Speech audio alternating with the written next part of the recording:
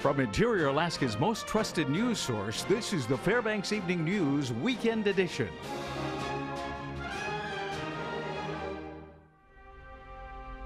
Good evening and welcome to the Saturday edition of the Fairbanks Evening News. I'm Katie Looper, leading our news tonight. People were standing in line today at the Shoppers Forum Mall to get sensitive documents shredded for free by Alaska Shred Company. The Secure Your ID event was sponsored by the Better Business Bureau of Alaska and the United Way of the Tanana Valley. The main theme was identity theft, with workshops and information on how to protect yourself from online computer hackers or dumpster divers looking for discarded documents. One of the workshops was presented by the representative of the Alaska Attorney General's office, who said it's more important than ever for people to be careful with what personal information they let others have access to. Securing personal information is a big deal these days. There's several hundred reports a year of identity theft from Alaska. A lot of identity theft victims don't report the crime, and so it's a fairly important issue, I think, as more and more we're seeing more and more data breaches with personal information and security issues. We'll have more on how you can prevent identity theft next week during the Fairbanks Evening News and News Center Final. And today, the UAF School of Management hosts an exciting competition that encourages invention, entrepreneurship, and creativity. Today was the 6th annual Arctic Innovation Competition at the UAF Wood Center Ballroom. This competition is designed to give inventors of all levels the opportunity to present their invention idea without any elaborate business plans or prototypes. The Arctic Innovation Competition, it's a very unique event. We have 3 divisions. A division for adults, a division for teens, and a division for children. After all the idea submissions were made in advance, the judges chose the most well-received ideas. And today, those selected inventors set up a science fair-like display and then gave a short 5-minute pitch to the judges, who came from diverse areas of business and engineering expertise. So our invention is a ground control station for drones. It's called Routinely. Basically, it's hardware inside a box and software that runs on a user's tablet, laptop, or smartphone, and allows them to fly drones in a way that's safe, reliable, but most of all, useful for a professional to get work done. Basically a heated and insulated pipe coupling. And for mobile applications, I built this to go in the back of a pickup truck between the water tank and the ball valve so that the ball valve wouldn't freeze up. Inventors from around the state and even Lower 48 came to compete. One girl who just turned 13 years old today came all the way from Florida with an idea. We're going to be doing an anti-graffiti app for our innovation. Well, you know, when you go around and you see graffiti and stuff, usually what you have to do now is you have to call City Hall, and it takes a really long time. You download the app, you take a picture or a video, and then it sends to both City Hall and the police department. The competition will finish up later this evening with an awards ceremony celebration. The first place winner could receive a check for $10,000, so we asked a few inventors what they would do with the prize money. If we win, we're going to keep inventing and keep marketing and keep pushing forward. If we could make these and make them affordable and get them to market, that would make me very happy. Just seeing this utilized, being able to solve a problem that people have. This event is made possible by several generous sponsors. Inventors are asked to compete every other year, but in case you missed it this year, everyone is invited to submit their invention ideas for 2015. Reporting from the Arctic Innovation Competition, this is Katie Looper. Many have been in the unfortunate position where they have been attacked, threatened, or bullied by someone else. Self-defense classes can teach the basics on how to defend oneself, boost confidence, social skills, learning skills, and physical abilities. That's why this weekend, Orion's Belt School of Self-Defense is offering self-defense classes for individuals of all ages. After a story went viral about the recent killing of a real estate agent in Arkansas, local realtors gathered Friday night to learn how to better prepare themselves for any situation. And tomorrow, Orion's Belt is offering self-defense classes to the public in conjunction with their annual Kickathon. The public is invited to come watch or participate in the Kickathon, which entails an entire hour of non-stop kicking. Martial arts students raise money for the Yukon Quest in advance and then host the Kickathon and celebration. Yukon Quest competitors and sled dogs will be attending the event in appreciation as well.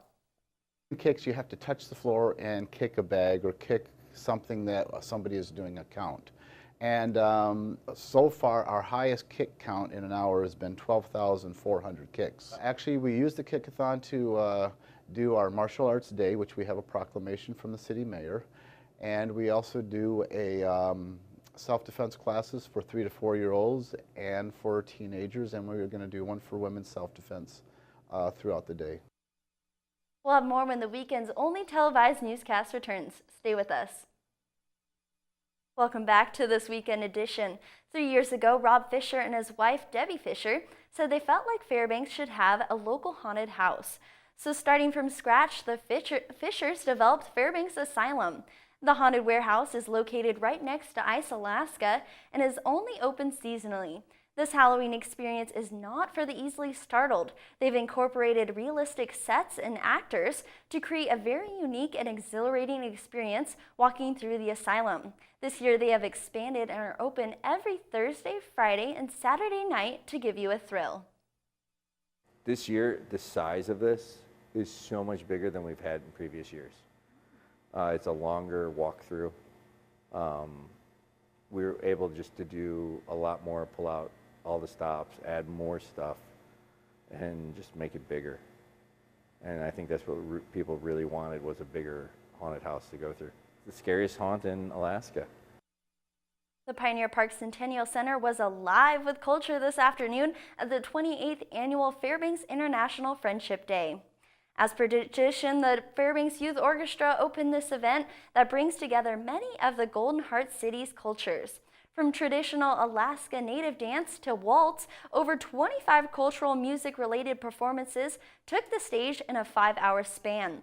The balcony of the center was lined with booths featuring cultural information, arts and crafts, as well as international cuisine.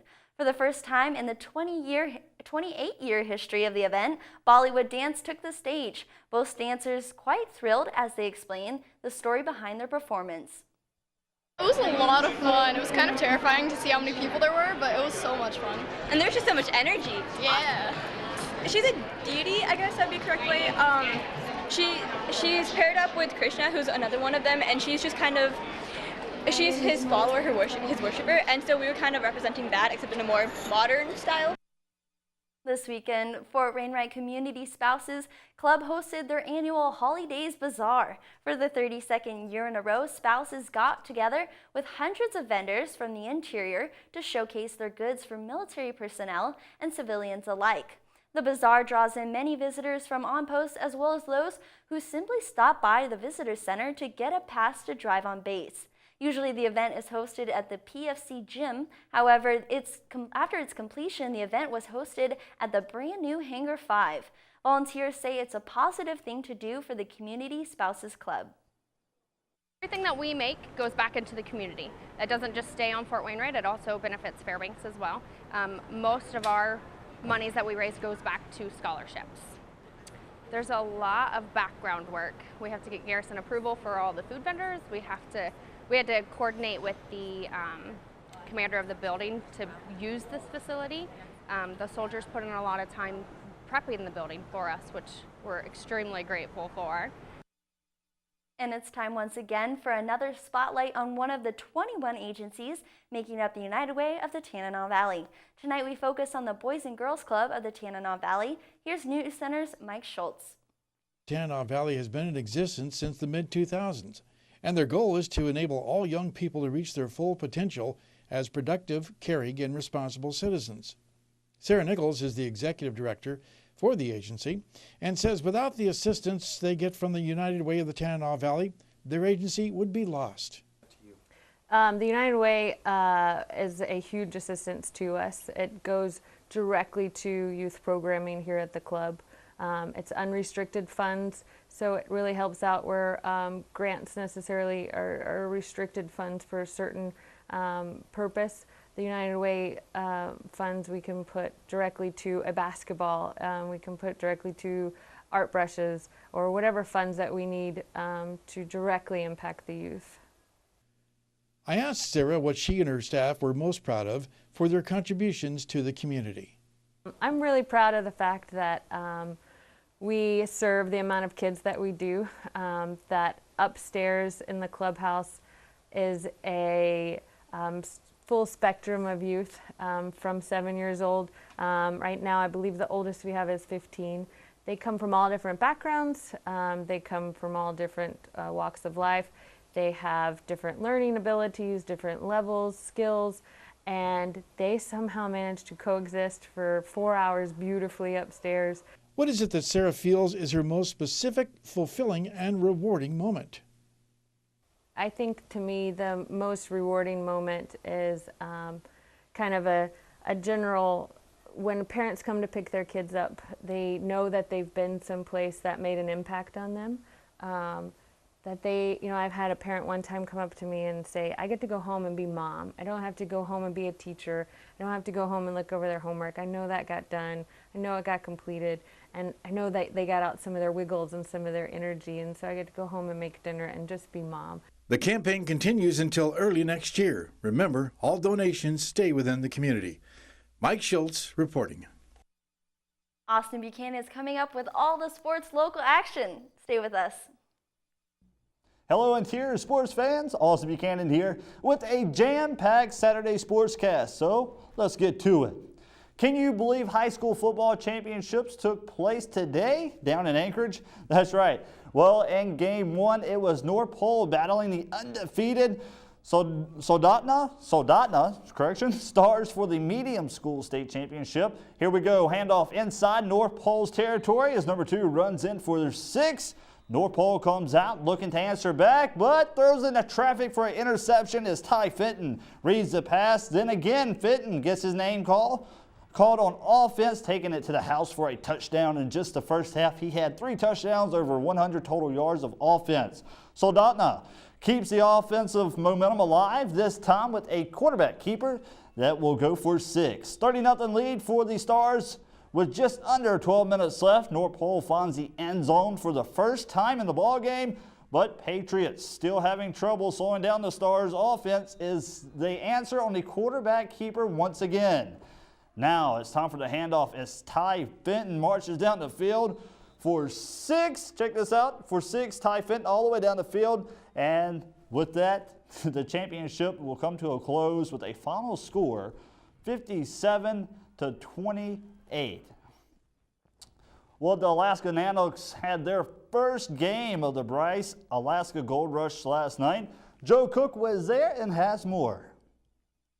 The Alaska Nanoks took the ice in the Carlson Center on Friday night, and the Nanoks got their first look at the Air Force Falcons. UAF was under the gun early as the Falcons swooped down on the Nanoks, scoring 2 goals in the first 3 minutes of the game. Jordan Hemley's tally just 2:20 in, and only 34 seconds later, Chad Demirs, he scores. Down 0-2, Alaska would get on the board in the second period. Seconds after killing a penalty, Brandon Morley to Nolan Kaiser, who finds Austin Veith. Veith finds a small window and finds net for his first career goal. 1-2 game early in the second period. The Falcons, though, they will respond by converting a power play goal by Scott Helm to increase the Air Force lead to 3-1. Then, with 2 minutes left in the second period, welcome back Tyler Morley in his season debut, coming back from a knee injury, falling down. Morley scores on his back. The Nanoks trailed 2-3 going into the third period. And in that third period, Colton Pareko just doing what Pareko does. Nolan Heisman's second assist of the night goes to Pareko on the equalizer as the captain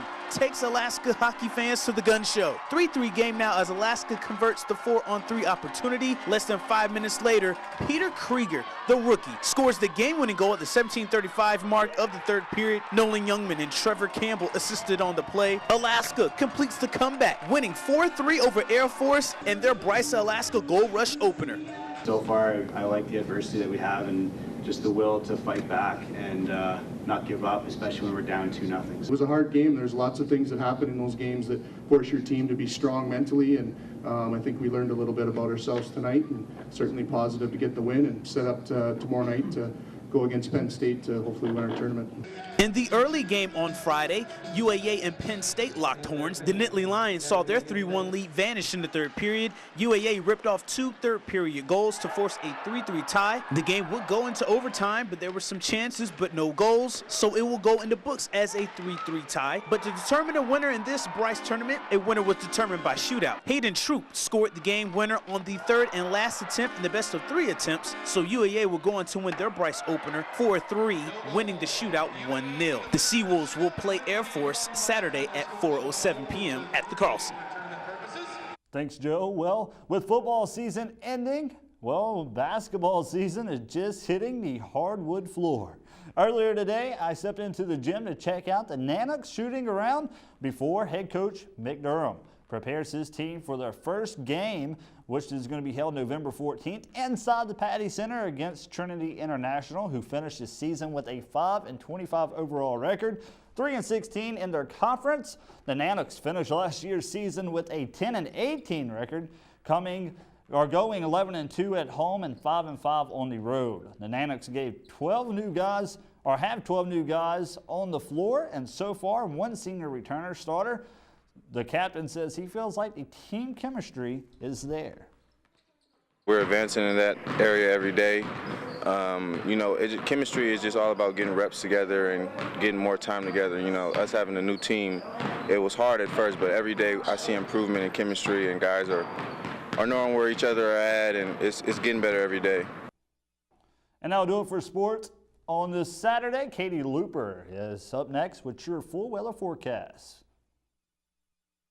Good evening and welcome back to our Saturday edition of the Fairbanks Evening News. It was a big day at UAF, huh? Yeah, I got to go watch some of the basketball players shoot around. I'm pretty excited. Get to see some Nanoks basketball this year, and getting ready for our first game in November, and then Joe being down in Anchorage. So for the football, I can't believe football is already ending. Oh, I know.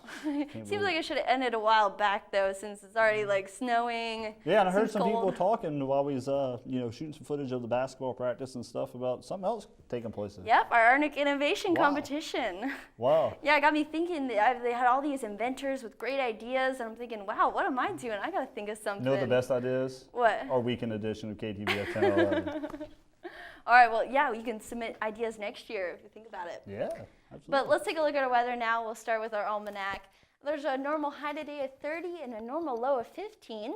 Our record high got all the way up to 63 in 1925, and can you believe it, minus 15 in 1915. Now our sun rose at 8:55 this morning, and it'll set at 6:18 this evening. Our daylight equals 9 hours and 24 minutes altogether, giving us a loss of 6 minutes from yesterday. But now let's check out what's going on around the rest of the state today. Over in the Juneau and Ketchikan area, just rain showers for them. But in our Anchorage Bowl and Kodiak, cloudy skies and snow showers for Kodiak. As for Cold Bay and Bethel, partly sunny to sunny skies.